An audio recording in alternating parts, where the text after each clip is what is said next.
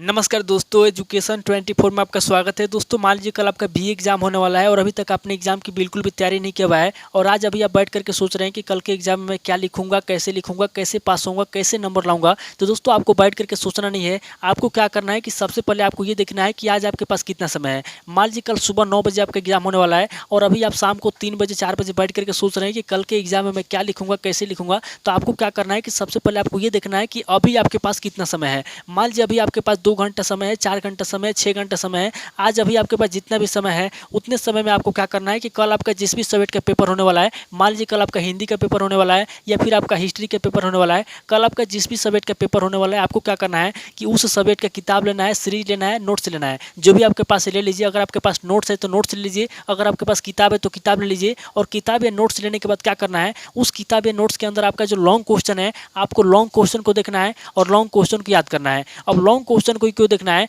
और long question को क्यों याद करना है उसको समझिए। क्योंकि मान लीजिए कि आपके पास बहुत कम समय है और कम समय के अंदर अगर आप लघु उत्तरीय प्रश्न, दीर्घ उत्तरीय प्रश्न, सभी तरह के प्रश्नों का उत्तर अगर याद करेंगे तो कम समय के अंदर उत्तर याद भी नहीं कर पाएंगे और आपका समय भी निकल जाएगा। तो इसलिए आपको क्या करना है कि अभी आपके पास जितना भी समय है उतने समय में आपको क्या करना है कि लॉन्ग क्वेश्चन को याद करना है और लॉन्ग क्वेश्चन के अंदर जो हेडिंग है हेडिंग को देख लेना है। हेडिंग को याद नहीं करना है, हेडिंग को बस समझ लेना है। जैसे यहाँ पे आपको क्या करना है समझिए। कल आपको क्या करना है वो आगे बताऊंगा। अभी आपको क्या करना है, यानी कि अभी आपके पास जितना समय बचा हुआ है उतने समय में क्या करना है उसको समझिए। जैसे मान लीजिए कि आपका कल हिस्ट्री का पेपर होने वाला है तो आपने क्या किया कि हिस्ट्री का किताब ले लिया या फिर हिस्ट्री का सीरीज ले लिया। आपके पास जो कुछ भी ले लीजिए, आपका बस नोट्स होना चाहिए, सीरीज होना चाहिए कि उसके अंदर आपका क्वेश्चन होना चाहिए। बस आपके पास जो कुछ भी ले लीजिए, उसके अंदर क्या करना है कि जो आपका लॉन्ग क्वेश्चन है, ध्यान से देखिए, आपका जो लॉन्ग क्वेश्चन है, देखिए यहाँ पे दीर्घ उत्तरीय प्रश्न लिखा हुआ है। तो जो आपका लॉन्ग क्वेश्चन है यहाँ पे आपको क्या करना है कि लॉन्ग क्वेश्चन को ले लेना है और लॉन्ग क्वेश्चन को इस तरीके से पढ़ना है। एक शासक के रूप में इल्तुतमिश की उपलब्धियों का मूल्यांकन कीजिए अथवा इल्तुतमिश की उपलब्धियों का परीक्षण कीजिए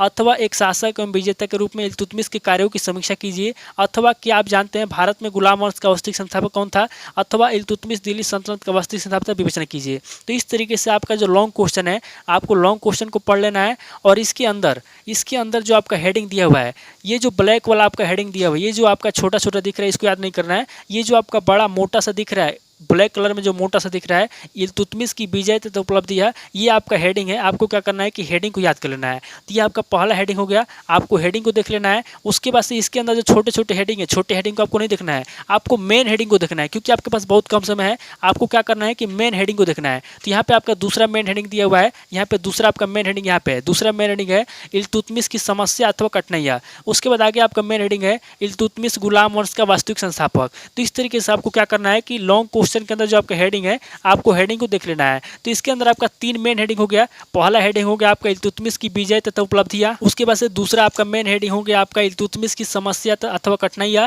उसके बाद से तीसरा आपका मेन हेडिंग हो गया इल्तुतमिश गुलाम वंश का वास्तविक संस्थापक। तो इस तरीके से आपको क्या करना है कि लॉन्ग क्वेश्चन को पहले देख लेना है। उसके बाद से लॉन्ग क्वेश्चन के अंदर जो आपका मेन हेडिंग है आपको मेन हेडिंग को पढ़ लेना है। उसके बाद से इस तरीके से जितने भी लॉन्ग क्वेश्चन है किताब के अंदर सबको देख लेना है। बस आपको लॉन्ग क्वेश्चन को देखना है और लॉन्ग क्वेश्चन के अंदर जो मोटा मोटा जो हेडिंग है उसको देखना है। क्यों देखना है? क्योंकि आपके पास बहुत कम समय बचा हुआ है। अगर आप इतने कम समय में अगर आप हेडिंग को और क्वेश्चन को देख लेते हैं तो एग्जाम में जब आपके सामने क्वेश्चन और हेडिंग आएगा तो उसके आधार पे आप क्या करेंगे, उसके आधार पे आप हेडिंग लिख पाएंगे और उसके अंदर आप बना बना के आंसर लिख पाएंगे। तो आज आपने ये काम कर लिया, आज आपने हेडिंग याद कर लिया और आपने क्या किया, आपने सभी क्वेश्चन को देख लिया। अब रात में आप सो गए, फिर कल जब सुबह आप उठते हैं एग्जाम में जाने से पहले आपको क्या करना है, कल आप सुबह उठते हैं तो एग्जाम में जाने से 2 घंटा पहले या 1 घंटा पहले कल सुबह आपको क्या करना है, जिस दिन आपका एग्जाम है उस दिन एग्जाम में जाने से 1 घंटा पहले आपको क्या करना है कि फिर से आपको वही किताब और वही सीरीज लेना है और उसके अंदर कल रात में आपने जो क्वेश्चन जो हेडिंग देखा था आपको क्या करना है कि आज सुबह फिर से उस किताब के अंदर वही हेडिंग और वही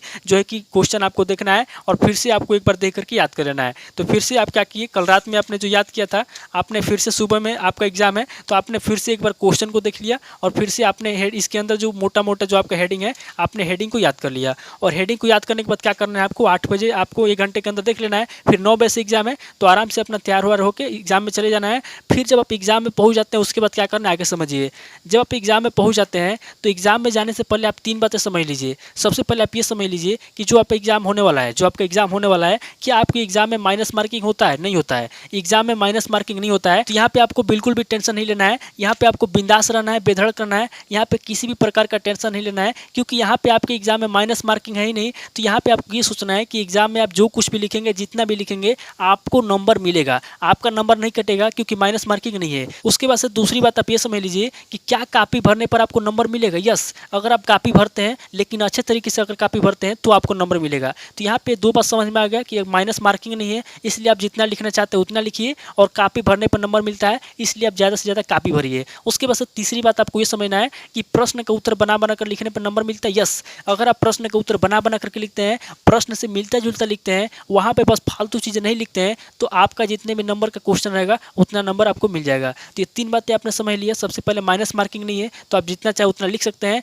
उसके बाद से कॉपी भरने पर नंबर मिलता है, इसलिए आपको अच्छे तरीके से कॉपी भरना है और प्रश्न का उत्तर बना बना करके लिखना है, मिलता जुलता लिखना है, क्योंकि यहाँ पे एग्जामिनर के पास ज़्यादा समय नहीं होता है कि आपकी कॉपी को जो है कि अच्छे तरीके से चेक करेगा। तो तीन बातें आपको समझ में आ गया। उसके बाद सब एग्जाम में बैठ गए हैं, आपको क्वेश्चन पेपर मिल गया है। अब जब क्वेश्चन पेपर मिल गया तो उसके बाद क्या करना है, सबसे पहले तो आपको 15 मिनट तक यानी कि 10 मिनट तक आपको क्वेश्चन पेपर को अच्छे तरीके से पढ़ना है। उसके अंदर जो आपका निर्देश दिया हुआ निर्देशों को अच्छे तरीके से पढ़ना है और सबसे पहले फोकस करना है लॉन्ग क्वेश्चन पे। सबसे पहले आपको लॉन्ग क्वेश्चन पे फोकस करना है, क्योंकि आपको पता है कि लॉन्ग क्वेश्चन जो एक लॉन्ग क्वेश्चन आपका 10 नंबर, 15 नंबर या 20 नंबर का होता है, यानी कि ज़्यादा नंबर का होता है। इसलिए आपको क्या करना है कि सबसे पहले लॉन्ग क्वेश्चन को फोकस करना है, और लॉन्ग क्वेश्चन पर फोकस करके आपको क्या करना है, आपको दो तरीका अपनाना है, क्योंकि आपने क्वेश्चन के आंसर तो याद नहीं किया, आपने बस उसका हेडिंग याद किया और प्रश्न को देखा है। तो आपको क्या करना है कि जो आपका क्वेश्चन है उसके आंसर बना बना के कैसे लिखना है आप समझिए। तो क्वेश्चन के आंसर बनाने के लिए दो बातें आपको हमेशा याद रखना है। आपको क्या करना है कि जो भी आपके सामने क्वेश्चन आता है, सबसे पहले आपको क्वेश्चन को पढ़ लेना है। उसके बाद से आपको दो बातें याद रखना है। पहली बात क्या है, पहली बात यह है कि किसी भी क्वेश्चन के आंसर बना बना के लिखने के लिए आपको ये करना है कि क्वेश्चन के अंदर जो भी शब्द आपका दिया हुआ है, क्वेश्चन में जो भी शब्द आपका दिया हुआ है, आपको क्या करना है कि एक एक शब्द को ध्यान से देखना है, और एक एक शब्द को ध्यान से देख करके आपको ये सोचना है, आपको ये देखना है कि जो भी शब्द आपके क्वेश्चन में है, आप इनमें से कितने शब्दों के बारे में जानते हैं। मान लीजिए यहाँ पे दिया हुआ है कि ई शिक्षण की उपयोगिता स्पष्ट करते हुए इसके प्रमुख दोषों पर प्रकाश डालिए। तो यहाँ पे आपको देखना है कि ये जो क्वेश्चन आपके सामने आया है, इसमें से कौन कौन से ऐसे शब्द हैं जिसके बारे में आपको पता है। तो यहाँ पे एक शब्द है ई शिक्षण। अब ई शिक्षण का मतलब क्या होता है, तो ई शिक्षण का मतलब होता है इलेक्ट्रॉनिक शिक्षा। इलेक्ट्रॉनिक शिक्षा का मतलब क्या होता है, तो इलेक्ट्रॉनिक शिक्षा का मतलब होता है ऑनलाइन पढ़ाई, यानी कि आज के टाइम में जो ऑनलाइन पढ़ाई हो रही है इसके बारे में पूछ रहा है कि ऑनलाइन पढ़ाई की क्या उपयोगिता है, इसको स्पष्ट कीजिए, और इसके प्रमुख दोषों पर, यानी कि जो ऑनलाइन पढ़ाई हो रही है, जो ई शिक्षण है, इसके कौन कौन से दोष है, इसके दोष पूछ रहा है, और ऑनलाइन पढ़ाई की उपयोगिता पूछ रहा है, और इसको स्पष्ट करने के लिए कह रहा है। तो यहाँ पे आपने क्वेश्चन को पढ़ करके समझ लिया, और यहाँ पे जो मैंने आपको पहली बात बताई, पहला तरीका जो मैंने आपको बताया, आपने शब्दों को देख लिया कि इसमें से कौन से ऐसे शब्द हैं जिसके बारे में आपको पता है। तो मान लीजिए कि इसमें से एक शब्द है ई शिक्षण जिसके बारे में आपको पता है, तो आपने क्या किया कि ई शिक्षण को ले लिया। उसके बाद से दूसरा तरीका आपको क्या अपनाना है, दूसरा तरीका आपको ये अपनाना है कि जिस शब्द के बारे में आपको पता है उसी से मिलता जुलता है, या फिर उसके बारे में, या फिर उससे रिलेटेड जो भी आपको पता है उसको आपको लिखते जाना, लिखते जाना, लिखते जाना। जो भी आप जितना लिखना चाहे उतना लिख सकते हैं, जो भी आपको होता है लिखते जाइए, छापते जाइए, छापते जाइए, छापते जाइए, टेंशन मत लीजिए, क्योंकि माइनस मार्किंग नहीं है। तो यहाँ पे आपने क्या किया, इस शिक्षण के बारे में आपको पता है, लेकिन आपको थोड़ा सा तरीका बदलना है, आपको अच्छे तरीके से लिखना है, यानी कि छापना तो है, आपको कॉपी तो भरना है, लेकिन अच्छे तरीके से लिखना है। और यहाँ पे सबसे पहले आपको क्या करना है, सबसे पहले आपको परिभाषा लिखना है। परिभाषा में आपको ये लिखना है कि जो ऑनलाइन पढ़ाई आपके आज के टाइम में हो रही है उसके अंदर क्या हानि है, मतलब थोड़ा बहुत आपको परिभाषा के अंदर लिख देना है कि ऑनलाइन पढ़ाई क्या होता है, कैसे होता है, इसके अंदर क्या क्या होता है, ठीक है, ऑनलाइन पढ़ाई कौन कौन कर सकते हैं, इसके बारे में आपको थोड़ा सा लिख देना है, 5 से 6 लाइन कम से कम। उसके बाद से आपको लिखना है इस शिक्षण का अर्थ। इस शिक्षण का क्या अर्थ होता है, ये आपको इस शिक्षण का अर्थ लिखना है। उसके बाद से आपको इस शिक्षण की विशेषता लिखना है, फिर इस शिक्षण के लाभ लिखना है, फिर इस शिक्षण की उपयोगिता लिखना है, फिर इस शिक्षण के प्रमुख दोष लिखना है कि कौन कौन से दोष है, क्योंकि क्वेश्चन में दोष पूछा है, तो इस तरीके से आपको दोष लिखना है। और लास्ट में यहाँ पे आपको निष्कर्ष लिखना है। तो इस तरीके से अगर आपको किसी भी क्वेश्चन के आंसर याद नहीं है और कल आपका एग्जाम होने वाला है और आपको याद नहीं है, तो आपको क्या करना है कि आपको सबसे पहले तो लॉन्ग क्वेश्चन को देख लेना है। उसके बाद से आपको दो तरीका अपनाना है। पहला तरीका क्या है, आपके क्वेश्चन में जो भी शब्द है आपको शब्दों को पढ़ना है। उसके बाद से जिस भी शब्द के बारे में आपको पता है, उस शब्द से संबंधित, उस शब्द से रिलेटेड आपको जो कुछ भी पता है उसके ऊपर आपको छाप देना है, जो भी आपको पता है, ठीक है, कॉपी आपको भर देना है। उसके बाद से दूसरा, मान लीजिए क्वेश्चन यहाँ पे मैंने आपको समझाने के लिए दूसरा क्वेश्चन लिया है। मान लीजिए आपके सामने दूसरा क्वेश्चन आ गया कि भारतीय समाज में वर्तमान परिवर्तनों की व्याख्या कीजिए और भारतीय समाज तथा पाश्चात्य समाज में अंतर भी स्पष्ट कीजिए। अब यहाँ पे मान लीजिए कि अगर आपको इस क्वेश्चन के आंसर लिखना है तो क्या करेंगे, सबसे पहले क्वेश्चन को पढ़ेंगे। उसके बाद से इसके अंदर जो भी शब्द आपको पता है, जिस भी शब्द के बारे में आपको पता है, आप क्या करेंगे, उस शब्द को ले लेंगे और उस शब्द से मिलता जुलता है या फिर उस शब्द से रिलेटेड आपको जो कुछ भी पता है उसके बारे में आप लिखना शुरू करेंगे। तो मान लीजिए कि यहाँ पे आपको एक शब्द के बारे में पता है, जैसे यहाँ पे पहला शब्द है आपका भारतीय समाज। तो मान लीजिए कि आपको भारतीय समाज के बारे में पता है, तो आप क्या करेंगे कि भारतीय समाज को ले लेंगे और भारतीय समाज जो है, यानी कि आप भारतीय समाज के अंदर रहते हैं, आपको पता है कि भारतीय समाज में क्या चल रहा है, हमारे गाँव के अंदर क्या चल रहा है, हमारे समाज के के अंदर क्या चल रहा है, हमारे शहर में क्या चल रहा है, हमारे देश में क्या चल रहा है। तो भारतीय समाज में जो कुछ भी चल रहा है आपको क्या करना है कि भारतीय समाज के बारे में लिख देना है। आप इसके ऊपर जितना चाहे उतना लिख सकते हैं, क्योंकि आप भारतीय समाज में रहते हैं। आपके आसपास क्या हो रहा है, आपके गाँव में क्या हो रहा है, आपके शहर में क्या हो रहा है, कैसे क्या हो रहा है, कौन कौन सी घटनाएं घटित हो रही है, किस तरह की घटनाएं घटित हो रही है, उसके बारे में आपको विस्तार से लिख देना है। उसके बाद से यहाँ पे आपका आगे कर रहा है कि पाश्चात्य समाज। और पाश्चात्य समाज का मतलब क्या होता है, तो एक समाज जो होता है, एक पाश्चात्य समाज का मतलब होता है पश्चिमी देशों का समाज, और एक पाश्चात्य समाज का मतलब होता है पुराने जमाने का समाज। तो यहाँ पे जो पाश्चात्य समाज पूछ रहा है तो इसका मतलब ये हुआ कि जो पश्चिमी देशों का समाज, जो अंग्रेज लोग हैं, जो अंग्रेज जैसे लंदन हो गया, ब्रिटेन हो गया, फ्रांस हो गया, जो अंग्रेज लोग हैं, अमेरिका हो गया, जो अंग्रेज लोग हैं उसको हम लोग पाश्चात्य समाज, यानी कि जो सुकरात हुआ करते, सॉरी सुकरात हो गए, रूसो हो गए, या फिर जो आपका अरस्तु हो गया, तो उन लोगों का जो समाज है उसके बारे में पूछ रहा है। तो यहाँ पर क्या करना है कि उन लोगों के समाज के बारे में आपको लिखना है। लेकिन अगर आपको उन लोगों के समाज के बारे में नहीं पता है तो आपको क्या करना है कि भारतीय समाज के बारे में आपको जो कुछ भी पता है उसके बारे में आपको इस तरीके से अच्छे तरीके से बना के लिखना है। आपको हेडिंग में लिखना है, हेडिंग आपको अच्छे तरीके से लिखना है, और हेडिंग के अंदर आपको अच्छे तरीके से इस तरीके से लिख के आपको बना के लिख देना है। मैंने आपको बहुत सारे वीडियो में बताया है कि हेडिंग कैसे बनाना है, आंसर कैसे बनाना है, लेकिन यहाँ पे बस आपको ये ध्यान देना है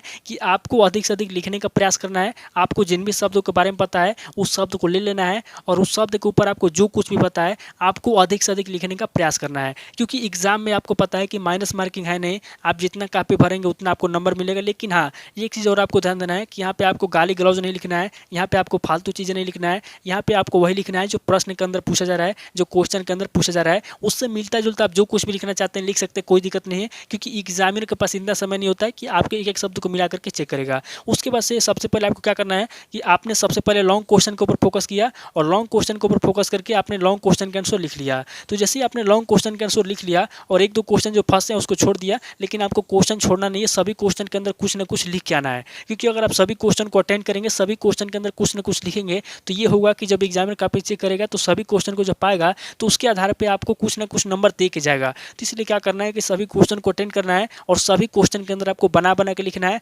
बनाने का दो तरीका मैंने आपको बता दिया। जिस भी क्वेश्चन के आंसर आपको नहीं आ रहा है, आपको क्या करना है कि उसके अंदर ऐसे शब्द ढूंढना है, ऐसे शब्द के बारे में आपको जानना है जिस शब्द के बारे में आपको पता हो। तो जिस शब्द के बारे में आपको पता है आपको क्या करना है, उसको ले लेना है, और उससे रिलेटेड, उससे मिलता जुलता आपको जो कुछ भी आ रहा है उसके बारे में आपको छाप देना है, उसके बारे में आपको लिख देना है। तो उम्मीद करता हूँ कि इस वीडियो से आपको बहुत कुछ सीखने को मिला होगा। अगर आपको वीडियो अच्छा लगा तो वीडियो को लाइक कीजिए, शेयर कीजिए, और कमेंट करके बताइए कि आपको नेक्स्ट वीडियो किस टॉपिक के ऊपर चाहिए, और कोई भी प्रॉब्लम होता है तो कमेंट जरूर कीजिए। थैंक यू दोस्तों।